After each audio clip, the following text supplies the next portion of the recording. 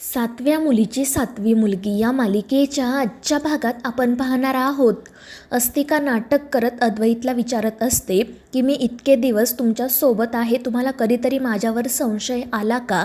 आणि त्यावेळी अद्वैत म्हणतो की नेत्रा, मी खरंच खूप कन्फ्यूज आहे, मी आत्ता काहीच सांगू शकत नाही. आणि त्यावर अस्तिका म्हणते, ठीक आहे साहेब, मी तुमची मनस्थिती समजू शकते आणि उद्या सत्य काय आहे ते सगळ्यांसमोर येणारच आहे. तर दुसरीकडे नेत्रा इंद्राणीला सुद्धा हेच सांगत असते की आत्या आपल्याला सावध राहायला हवं, कारण यावेळी विरोचकाने आणि त्या अस्तिकाने खूप मोठा डाव आखला आहे. पुढे ती म्हणते की माझ्याकडून चुकी झाली, त्या दिवशी तो नाग मेला असं वाटून मी त्याला सोडून दिलं, त्याने मला दंश केला होता तरीसुद्धा मी त्याला सोडून द्यायला नको होतं, पण आता ती चूक पुन्हा होणार नाही. आणि त्यावेळी इंद्राणी म्हणते की उद्या जे काही खरं आहे ते सगळ्यांसमोर येईलच.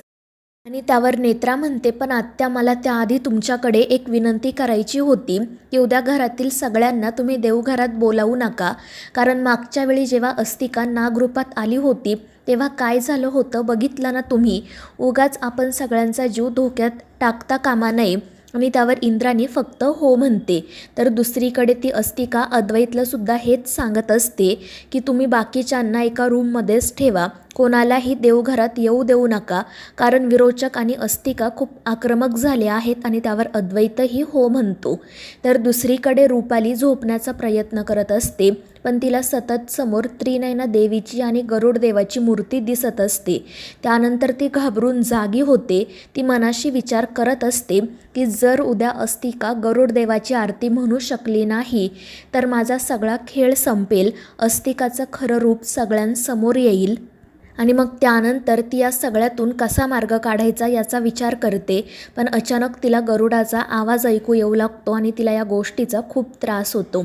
त्यानंतर दुसऱ्या दिवशी सकाळी इंद्राणी गरुड देवांच्या मूर्तीची पूजा करते. त्यावेळी त्या ठिकाणी केतकी, फाल्गुनी, तन्मय आणि अद्वैत देखील असतात. त्यानंतर केतकी सगळ्यांना सांगते की तुम्ही या रूममध्येच थांबा, इथे गरुड देवांची मूर्ती आहे, त्यामुळे तुमच्या जीवाला कोणताही धोका नाही. आणि मग त्यानंतर अद्वैतही त्यांना सांगतो की काही झालं तरी या रूममधून बाहेर पडायचं नाही. त्यावर तन्मय म्हणतो, पण का ब्रो, आता आपण रूममधून सुद्धा बाहेर पडू शकत नाही का? आणि त्यावेळी अद्वैत त्याला समजावतो की तुम्ही सगळ्यांनी यापासून लांब राहिलेलंच ठीक आहे, कारण नाहीतर तुमच्या जीवाला धोका निर्माण होऊ शकतो. आणि मग त्यावेळी फाल्गुनी रडतच म्हणते की काकूमा, मला खूप भीती वाटत आहे. त्यावेळी इंद्राणी म्हणते की साहजिक आहे, पण तुम्ही प्लीज घाबरून जाऊ नका, कारण आज जे काही घडणार आहे त्यामुळे आपल्याला आपली खरी नेत्रा कोण ते समजणार आहे. आणि त्यावर ते सगळेजण हो म्हणतात आणि अद्वैत इंद्राणीला सुद्धा स्वतःची काळजी घ्यायला सांगतात. त्यानंतर शेखर, अद्वैत आणि इंद्राणी नेत्रासोबत देवघरात जातात. नेत्रा त्रिनयना देवीची आणि गरुड देवांची पूजा करते, त्यांच्यासमोर दिवा लावते आणि मग त्यानंतर ती आशीर्वाद घेते. मात्र त्यावेळी अस्तिका त्या ठिकाणी आलेली नसते. शेखर म्हणतो की ती अजून का आली नाही? आणि त्यावर नेत्रा म्हणते, ती आली नाही कारण ती अस्तिका आहे आणि ती येणारसुद्धा नाही.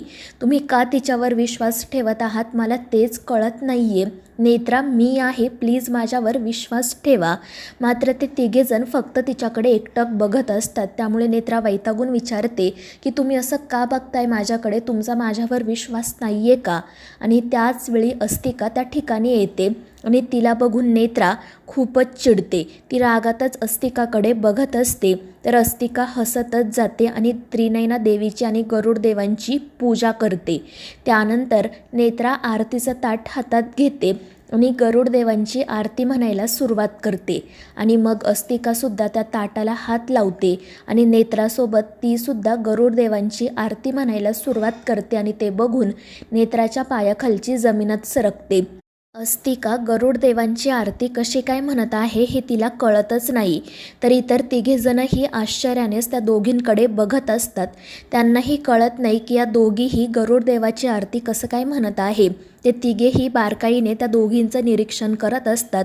मात्र त्यांपैकी कोणीही नागरूपात येत नाही आणि मग आरतीसुद्धा संपन्न होते. पण तरीही नेत्रा कोण आणि अस्तिका कोण हे कोणालाच कळत नाही.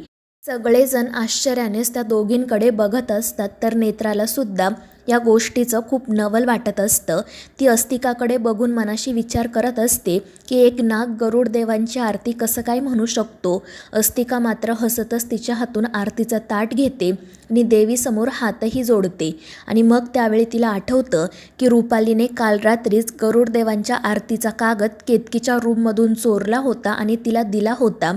आणि त्याचसोबत तिला हे देखील सांगितलं होतं की घाबरण्याची गरज नाही आहे, फक्त एक लक्षात ठेव की ही आरती म्हणताना तो नागमणी तुझ्या तोंडात असू दे आणि नेत्राप्रमाणेच तू उच्चार स्पष्ट कर, कोणालाही संशय येता कामा नये.